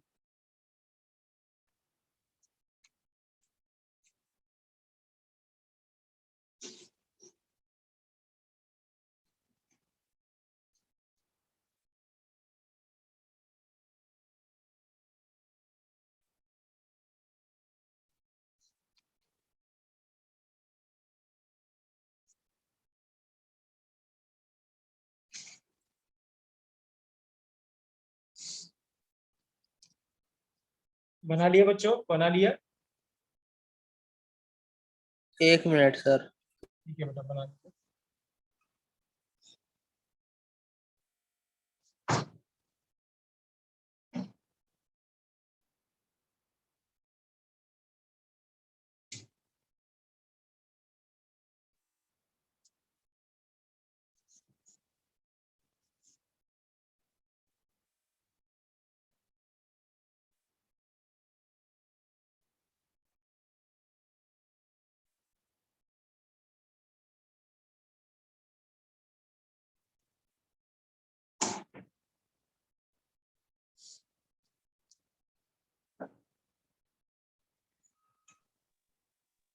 तो हाँ जी बेटा बोलिए। इसके बाद हमारा कितना रह गया, क्योंकि संडे को ना मेरा इसके पूरा बाद एक ही कोलिगेटिव प्रॉपर्टी बेटा, ऑस्मोटिक प्रेशर बेटा। हाँ ठीक है, खत्म। खत्म नहीं, अगर आप चाहेंगे तो खत्म कर दूंगा, बट अगर आप चाहेंगे तो हम थोड़ा इसको और डिस्कस करेंगे, ठीक है ना? राइट। एक क्वेश्चन तुमने शायद भेजा था, ऐसे करके क्वेश्चन था शायद। हाँ ऐसा क्वेश्चन था, ऐसा कुछ था। Yes sir. ठीक है? तो ये जो टॉपिक है बेटा, ये ऐसे क्वेश्चन आपको वो और भी किसी बुक्स में या बुकलेट्स में मिलेंगे बेटा, ठीक है ना? क्वेश्चन आ भी सकता है या आता भी एग्जाम में। तो हम थोड़ा बहुत एजोट्रॉप डिस्कस करेंगे बेटा, है ना? ठीक है ना? राइट। एजोट्रॉप क्यों बनता है, कैसे बनता है, जो हमने डिस्कस किया था थोड़ा बहुत। और फिर हम क्या करेंगे, जो वेपर लिक्विड इक्विलिब्रियम ग्राफ है वो डिस्कस करेंगे, तो उसके बाद खत्म हो जाएगा बेटा चैप्टर। राइट, ठीक है। एक्चुअली ना संडे को मेरा पूरा आना है सोल्यूशन टेस्ट में, तभी मैं हाँ तो हम कल कर लेंगे ना, कल हम ऑस्मोटिक प्रेशर खत्म कर लेंगे बेटा, तो ऑस्मोटिक प्रेशर आ ही जाएगा। वो नहीं पूछेगा बेटा, वेपर लिक्विड ग्राफ नहीं आता वो। हाँ वो अभी सब टेस्ट में नहीं देंगे वो, ठीक है ना? राइट। वो यूजली जनरली वो एक्सप्लेन करना भी थोड़ा डिफिकल्ट होता है, जिसने थोड़ा, जैसे मैंने वो पढ़ा हुआ है, क्योंकि क्योंकि मैंने केमिकल इंजीनियरिंग करी है, तो मेरे को ये एज एन सब्जेक्ट था ये चीजें। वो जो वेपर लिक्विड ग्राफ था वो सब्जेक्ट था मेरे पास, एक डिस्टिलेशन एज एन सब्जेक्ट था एक, तो इसलिए मेरे को आता है वो, ठीक है ना? राइट। तो वो यूजली पूछता नहीं है बेटा। हाँ ये इस उसमें आपके एग्जाम में नहीं आएगा, एग्जाम में ज्यादा जो आएगा, जो अभी तक हमने डिस्कस किया ना, उसी में से आएगा बेटा, ठीक है ना? राइट। छोटे छोटे क्वेश्चन आएंगे, याद रखना क्वेश्चन कैसा आएगा, बड़े क्वेश्चन नहीं आएंगे, छोटे ही क्वेश्चन आएंगे। तो ध्यान रखना है आपको, आई का क्वेश्चन ज्यादा देगा। वो क्या देगा क्वेश्चन बेटा? आई का कॉन्सेप्ट पे ध्यान रखना है। जिसका आई ज्यादा होगा बेटा, उसका डिप्रेशन या एलिवेशन दोनों ही ज्यादा होगा, ठीक है ना? राइट।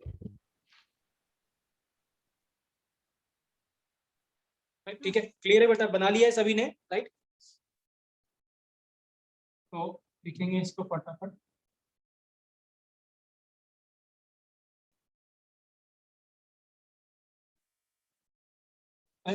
तो इसको करेंगे बेटा, लिखेंगे तो डेल्टा जो टी एफ था बेटा, वो कितना था? T F minus T dash F बेटा। तो जो टी एफ था वो फ्रीजिंग पॉइंट किसका है? फ्रीजिंग पॉइंट ऑफ किसका है? सॉल्वेंट का, प्योर सॉल्वेंट का। और जो टी डैश एफ है बेटा, वो फ्रीजिंग पॉइंट है किसका? सॉल्यूशन का। किसका है? सॉल्यूशन का बेटा, ठीक है ना? राइट। और डेल्टा जो टी एफ था, इसी को हमने बोला था डिप्रेशन इन फ्रीजिंग पॉइंट बेटा। हाँ डिप्रेशन इन फ्रीजिंग पॉइंट। और जैसे ही डेल्टा टी बी था बेटा, डायरेक्टली प्रोपोर्शनल टू मोलैलिटी था, ये भी डायरेक्टली प्रोपोर्शनल टू क्या है बेटा? मोलैलिटी होगा। तो डेल्टा टी एफ भी डायरेक्ट प्रोपोर्शनल टू मोलैलिटी होगा। जब आप प्रोपोर्शनलिटी साइन हटाएंगे बेटा, तो यहाँ आएगा के एफ इंटू क्या है बेटा? एम आएगा। क्या आएगा? के एफ इंटू एम।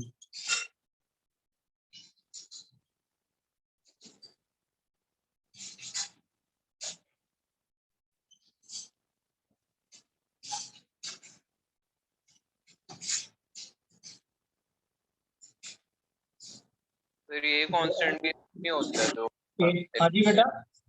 ये कांस्टेंट भी सेम होता है जो हाँ, एलिवेशन नहीं, वो बॉइलिंग के लिए था बेटा, ये फ्रीजिंग के लिए है। तो यहाँ पे जो केएफ को बोलेंगे बेटा वो बोलेंगे मोलर डिप्रेशन कांस्टेंट का। क्या बोलेंगे? Molar depression constant. क्या कहेंगे? मोलर। नेचर से था, नेचर आज तो बेटा सेम ही है। हाँ नेचर सेम ही है बेटा, वो भी प्रॉपर्टी ऑफ सॉल्वेंट था, ये भी प्रॉपर्टी ऑफ सॉल्वेंट है। जो यूनिट है बेटा वो भी यूनिट भी सेम रहेगा, सिग्निफिकेंस भी सेम रहेगा बेटा। ये सिर्फ सॉल्वेंट पे डिपेंड करेगा, सॉल्यूट वॉल्यूट पे डिपेंड नहीं करेगा। ठीक है, या इसका एक और नाम है बेटा, इसको बोलते हैं क्रायोस्कोपिक कांस्टेंट। जैसे उसका नाम था इब्यूरोस्कोपिक, का दूसरा नाम है क्रायोस्कोपिक कांस्टेंट।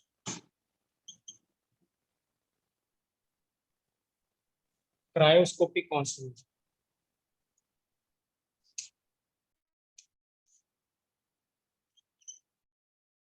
ठीक है, राइट, क्रायोस्कोपिक कांस्टेंट।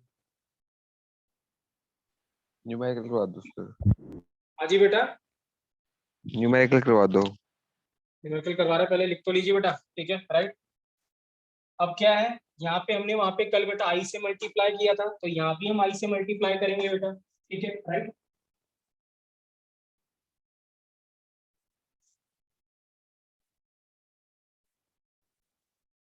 फटाफट लिख लीजिए। वो जो हमारे पास जो डेल्टा टी एफ होगा बेटा, वो कितना होगा? आई इंटू एम इंटू कितना बेटा? टी एफ, या T F into.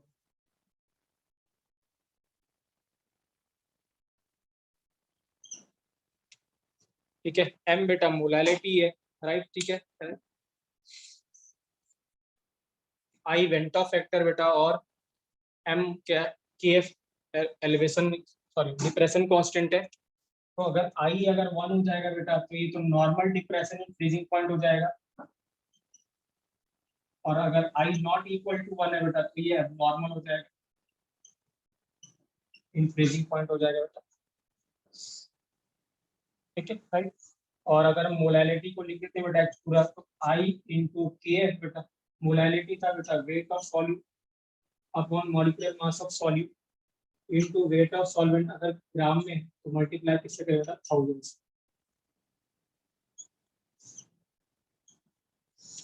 Sir formula तो सेम ही बन गया। फॉर्मूला सेम ही है बेटा, बस के एफ के बी की जगह के एफ है। मैंने तो पहले ही बोला बेटा, बिल्कुल पैरेलल है, कट कॉपी है बेटा। इंस्टेड ऑफ यूजिंग क्या बेटा, के बी क्या यूज करेंगे? के एफ यूज करेंगे। इसीलिए क्या था ना बेटा, क्वेश्चन दोनों के एक जैसे ही है, राइट। तो जहां भी क्वेश्चन मिल रहे हैं ना, वो सभी दोनों के मिक्स से मिलते हैं, राइट, डिप्रेशन और एलिवेशन का, क्योंकि दोनों बिल्कुल एक जैसे ही है बेटा। तो फॉर्मूला बिल्कुल सेम है बेटा, कुछ भी नहीं करना है, बिल्कुल कट कॉपी है। के एफ के की जगह, के बी की जगह के एफ लिखना है बेटा, बस।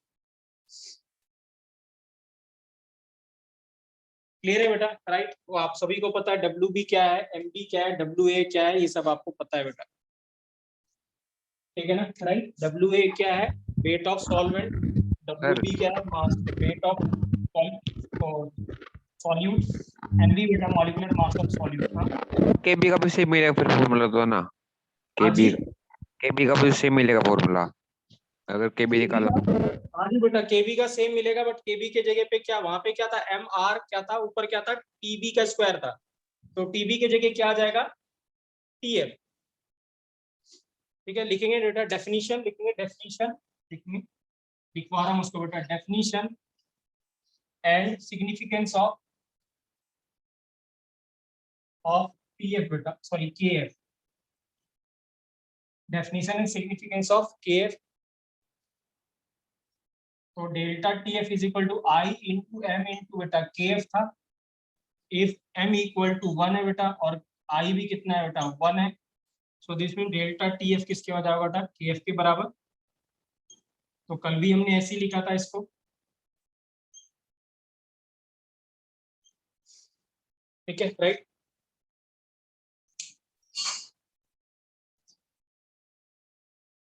तो हम क्या बोलेंगे बेटा? Molar depression constant is equal to depression in freezing point for 1 molar solution. क्या बोलेंगे? For 1 molar solution.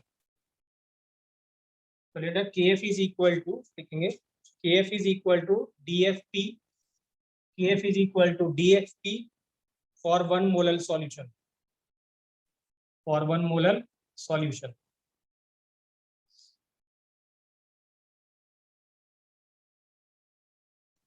ठीक है, राइट। लिखेंगे यहाँ पे बेटा, नेक्स्ट लाइन से लेंगे, KF is a property of a solvent, जैसे वो था केबी बेटा, वही सेम यहाँ पे भी लिखना है। KF is a property of a solvent, KF is a property of a solvent, it will not change, it will not change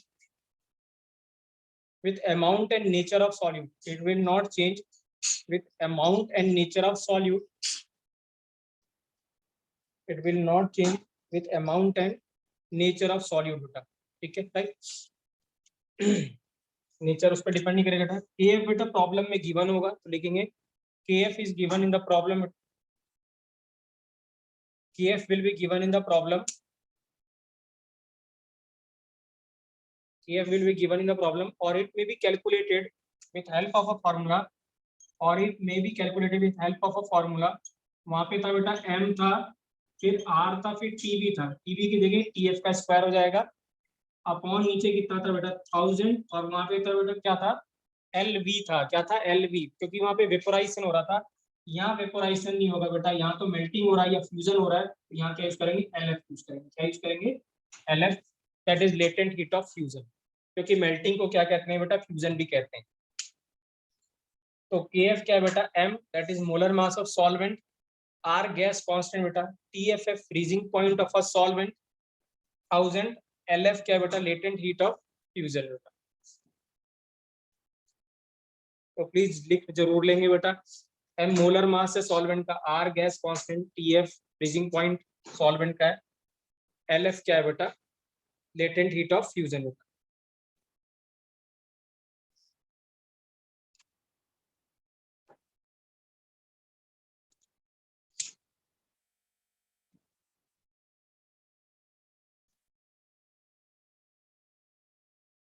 sir latent उसकी होगी ना सॉल्वेंट की? हाँ सॉल्वेंट की बेटा, लेटेंट हीट सॉल्वेंट की है। तो जो फ्रीजिंग कर रहे हैं या जो फ्यूजन कर रहे हैं बेटा, वो हम सिर्फ सॉल्वेंट का ही कर रहे हैं। ये प्रॉपर्टी सॉल्वेंट की है तो सारा डाटा सारा का सारा जो डाटा होगा वो सॉल्वेंट का ही होगा बेटा।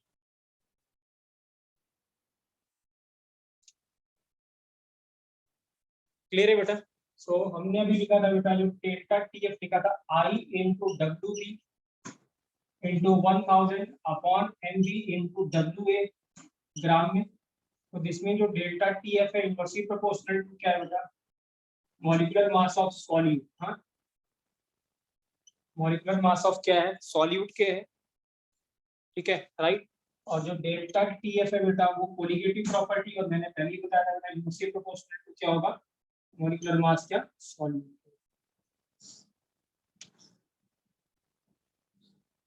ठीक है राइट। तो इसका मतलब क्या होगा, ठीक है राइट। आई जो यूज किया था हमने, आई को क्या डिफाइन किया था abnormal molecular mass, sorry normal molecular mass upon abnormal molecular mass, या आई को डिफाइन किया था बेटा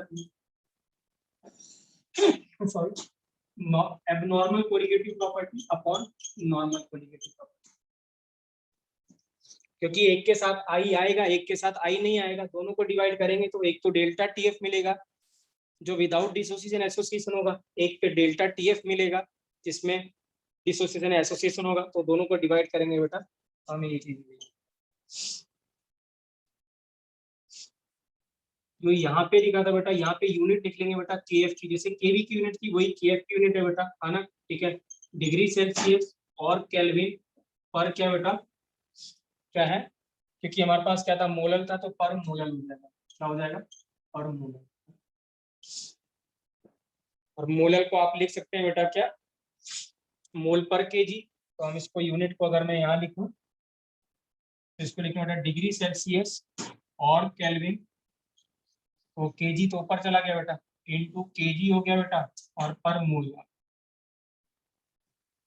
तो ये क्या होगी बेटा यूनिट, क्या होगी बिल्कुल बेटा सेम टू सेम है, सिर्फ केबी के जगह केएफआर है, एवरीथिंग इज सेम बेटा। हाँ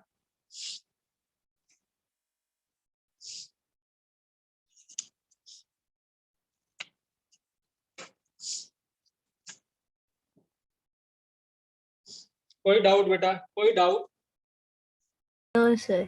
सर ये abnormal colligative property divided by normal colligative property है। हाँ जी बेटा हाँ जी। अच्छा ठीक है, वैसे हुई कैसे? ये बेटा देखिए ना क्या है कि, ये जब आई यूज कर रहे हैं बेटा तो इसको एबनॉर्मल कोलिगेटिव प्रॉपर्टी कहेंगे बेटा, है कि नहीं आर्यन? यस है सर। ना? जब आई यूज नहीं करेंगे तो ये क्या होगा, नॉर्मल कोलिगेटिव प्रॉपर्टी, इसको क्या बोलेंगे, W B into 1000 upon M B into बेटा डब्ल्यू, यही बोलेंगे, राइट? यस तो जब इन दोनों को डिवाइड करोगे, ठीक है ना, राइट, इसको ये है ये फर्स्ट और ये सेकंड, आप फर्स्ट को बेटा सेकंड से डिवाइड कर दीजिए, तो इधर तो क्या बचेगा, आई बचेगा बेटा सिर्फ, है कि नहीं? Yes sir. और ऊपर क्या आएगा बेटा, ये क्या आएगा, डेल्टा टी एफ एबनॉर्मल वाला अपॉन डेल्टा टी एफ क्या बेटा, नॉर्मल वाला। ठीक है सर, ठीक है। तो यही आएगा बेटा। क्लियर है बेटा? क्लियर है सभी यस को? सर। क्लियर है बेटा? खुशी, आदित्य बेटा क्लियर है? Yes, sir. Yes, sir. Clear है. आदित्य क्लियर है बेटा आपको? आदित्य है नहीं क्लास में?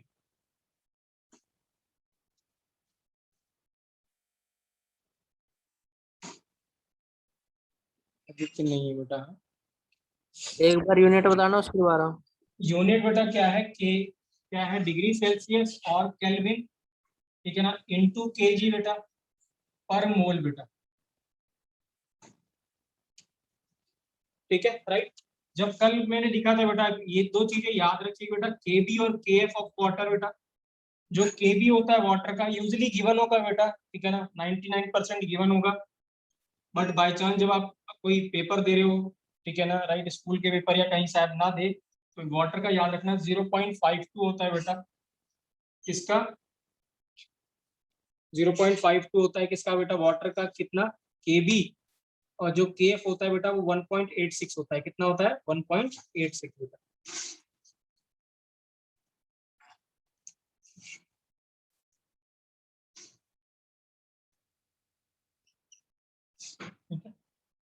केल्विन, केजी पर मोल, और ये भी केल्विन केजी पर मोल। तो दिस इज फॉर वाटर बेटा, किसकी बात कर रहे हैं हम, वाटर की बात। सर वो आपने 1 ग्राम लिखा है, फिर क्या लिखा है कहाँ पे बेटा? यूनिट में? यूनिट में बेटा केल्विन केजी पर मोल बेटा। वो के नहीं लग रहा था ना तो। हाँ वो 1 लग रहा था बेटा, ठीक है। ये वोटर है कैसे सर दोनों? हाँ जी बेटा, हाँ वाटर की बात, वाटर का है बेटा, पूरी ये वाटर की है, वाटर। तो वाटर की आपको याद रखनी है, नहीं भी याद रखेंगे तो यूजुअली गिवन हो गया बेटा, अगर याद है तो अच्छी बात है। क्लियर है बेटा? क्लियर है बच्चों? राइट, ठीक है। तो देखिए बेटा, हाँ मैंने एक क्वेश्चन दिया था, तो पहले हम वही क्वेश्चन ट्राई करते हैं, ठीक है ना, राइट?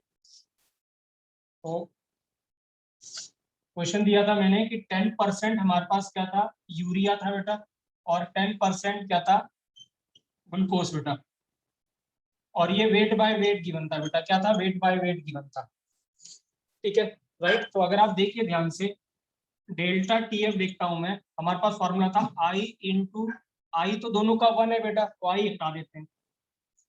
अब बचा क्या बेटा, W B into 1000 upon M B into W A बेटा, यही बचा कि नहीं बचा, बताइए बेटा सभी लोग। Yes sir. सबसे पूछ रहा बेटा, क्या यही बचेगा कि नहीं सर बचेगा फॉर्मूले में, या इंटू के एफ बेटा, है ना, इंटू के एफ, ठीक है, राइट? अब परसेंटेज वेट बाय वेट क्या होता है बेटा, wait of solute upon weight of क्या बेटा, ठीक है, राइट, सॉल्वेंट या सॉरी सॉल्यूशन की बात करते हैं, इंटू बेटा 100 सर ही होता है, ठीक है, राइट?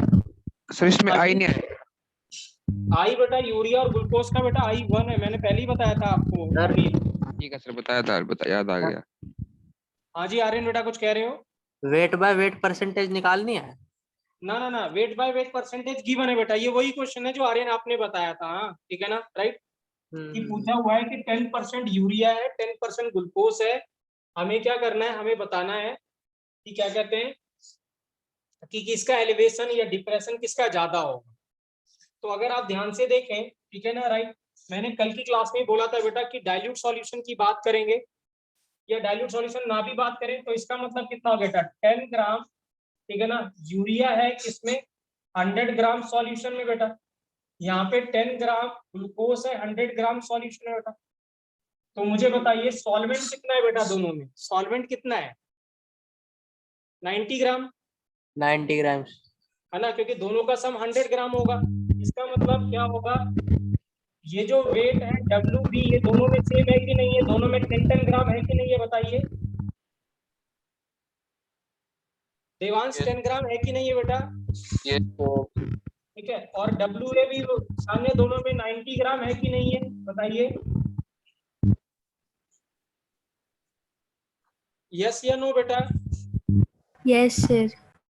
देखिए बेटा वेट बाय वेट परसेंट क्या होता है कि weight of solution upon weight of solvent. 10 ग्राम हमारा पास है 100 ग्राम सॉल्यूशन में और ये भी 10 ग्राम है 100 ग्राम सॉल्यूशन में, तो दोनों का वेट, सॉल्यूट का तो वेट सेम हो गया और सॉल्वेंट भी दोनों में 90 ग्राम हो गया।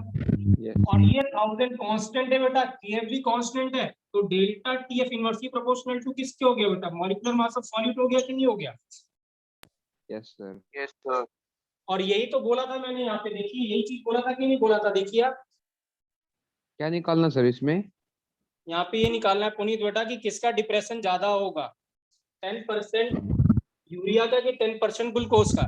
तो यूजुअली जब आप देखेंगे तो आपको ऐसे लगेगा अरे कंसेंट्रेशन तो दोनों की सेम है तो दोनों का डिप्रेशन सेम ही होगा, बट ऐसा नहीं है, ध्यान से सोचना है। अभी आप यहाँ पे क्लियरली दिख रहा है कि डीएफ जो इनवर्सली प्रोपोर्शनल टू एमडी है बेटा। अब मॉलिक्यूलर मास जो है, ठीक है ना, राइट, किसका, यूरिया का क्या तो कितना है बेटा 60, और जो डेल्टा टीएफ है वो किस, ग्लूकोज का कितना 180 बेटा। तो 1/60 छोटी वैल्यू आएगी, तो जो डेल्टा टीएफ आएगा किसका बेटा, यूरिया का, वो ज्यादा आएगा किससे, डेल्टा टीएफ किससे, ग्लूकोज से। Yes sir. सर इससे बेटर स्टेटमेंट ये नहीं होगी कि डेल्टा टीएफ हमारा number of moles per depend करता है, सीधा सीधा बात। नहीं बेटा, देखिए क्या है, अगर ऐसा गिवन है बेटा, आपको वेट परसेंट गिवन था बेटा, ना कि आपको मोल परसेंट गिवन था, ठीक है ना, राइट, दोनों में फर्क है बेटा, ठीक है ना, क्योंकि जो आप कैलकुलेशन करेंगे नंबर ऑफ पार्टिकल क्या करेगा बेटा, वेट पे डिपेंड नहीं करेगा, मोल्स पे डिपेंड करेगा। मोल्स बताते हैं नंबर ऑफ पार्टिकल, ना कि वेट बताता है नंबर ऑफ पार्टिकल्स बेटा, ठीक है। लेट्स सपोज मैं अगर ऐसे कहता हूँ कि 23 ग्राम आपने कैल्शियम ले लिया, सॉरी सोडियम ले लिया, और 108 ग्राम आपने सिल्वर ले लिया, ठीक है ना, तो इस केस में वेट तो उसका ज्यादा है, बट नंबर ऑफ पार्टिकल्स तो दोनों के सेम हुए कि नहीं हुए। Yes sir. सिल्वर का भी 108 मॉलिक्यूलर वेट होता है और उसका 23, तो पार्टिकल तो एक ही लिए ना आपने दोनों के। So particle does not depend upon weight बेटा, ठीक है ना, ध्यान रखना, आपको वेट पे, आपको किस पे टारगेट करना है, नंबर ऑफ पार्टिकल्स पे। हाँ, जब आप कंफर्म कर लो कि नंबर ऑफ पार्टिकल ज्यादा होंगे तब डिप्रेशन ज्यादा होगा या एलिवेशन ज्यादा होगा। सर किसी का माइक ऑन है, कुछ सुनाई नहीं दे रहा था। प्लीज बेटा माइक ऑफ कर लीजिए जिसका भी है, ठीक है ना, राइट। मैं ये कह रहा था कि जो ये नंबर ऑफ, जो ये जो चीज है कोलिगेटिव प्रॉपर्टी बेटा, आपने दो चीजें ली, लेट्स सपोज हमने क्या लिया, सोडियम और कैल्शियम ले लिया। लेट्स सपोज सोडियम के आपने 23 ग्राम लिए तो कितने मोल्स हुए, 1 मोल्स हुए, और कैल्शियम का भी आपने 40 ग्राम लिया 40 ग्राम, तो मोल्स एक ही हुए। तो इसका मतलब क्या हुआ, दोनों में नंबर ऑफ जब आपने पार्टिकल्स जो ऐड किए वो तो पार्टिकल्स तो सेम हुए कि नहीं हुए बेटा, बताओ।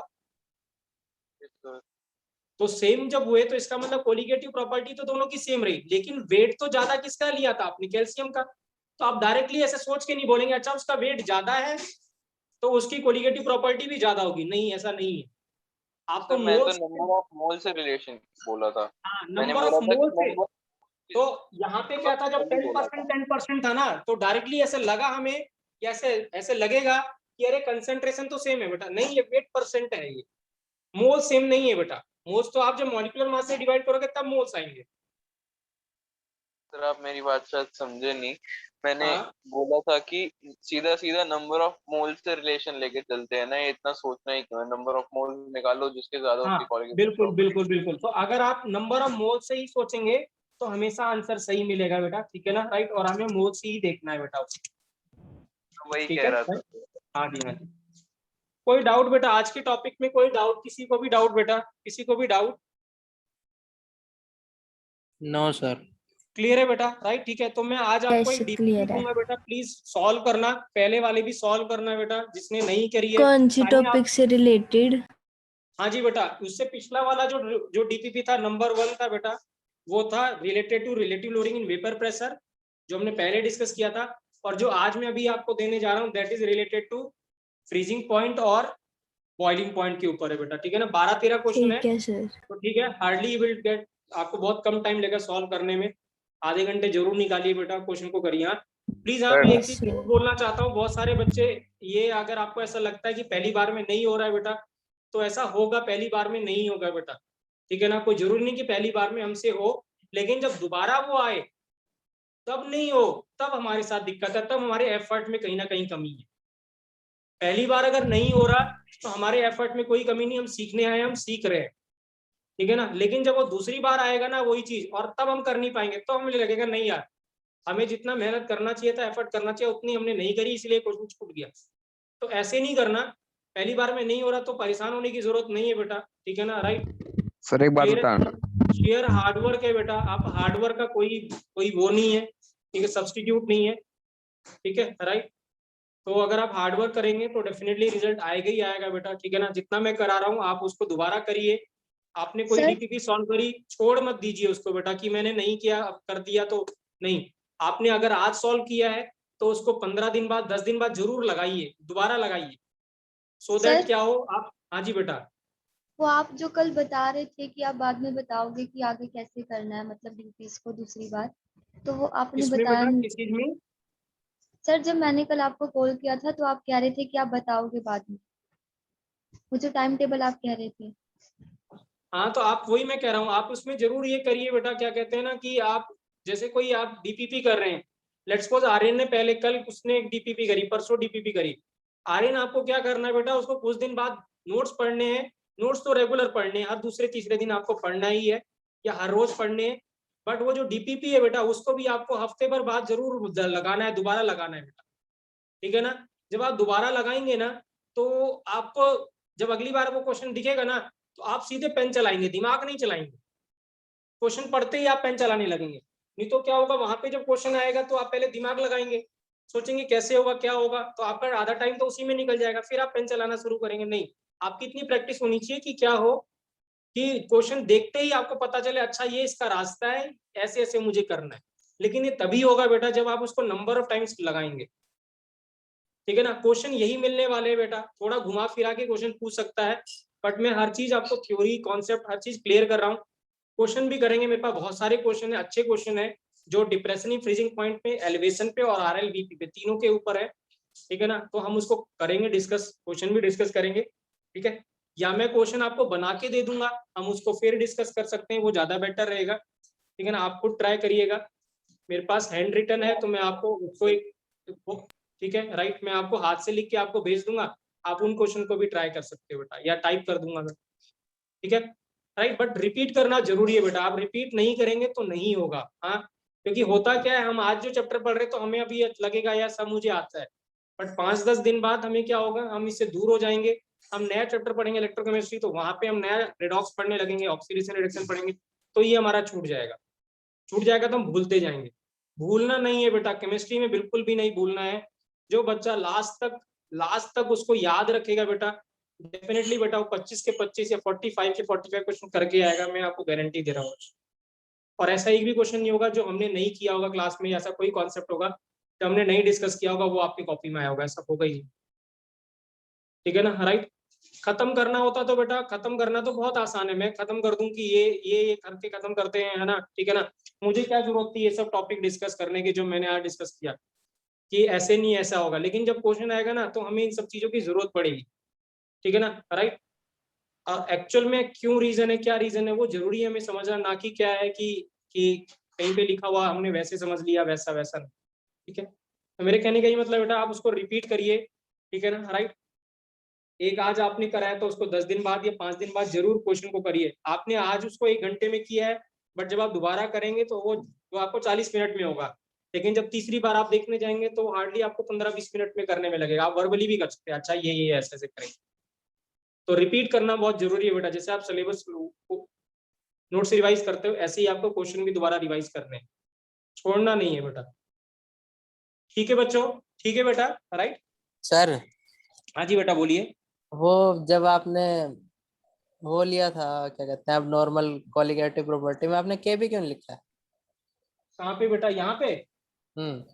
हाँ वो गलती से भूल गया बेटा मैं, भूल चूक माफ। हाँ अरे ठीक है राइट, यहाँ पे के एफ भी आना पड़ेगा, बट कोई फर्क नहीं पड़ेगा बेटा, वो कैंसिल आउट ही हो जाएगा, है ना बेटा? ठीक है। नहीं मैं पूछ रहा था कहीं वो हाँ ना ना ना ना बेटा, वो मैं भूल गया लिखना, है ना, जल्दी जल्दी में, बट आएगा जरूर वो। ठीक है, क्लियर है बेटा सभी को? राइट, ठीक है। Yes sir. Yes sir. हाँ जी बेटा।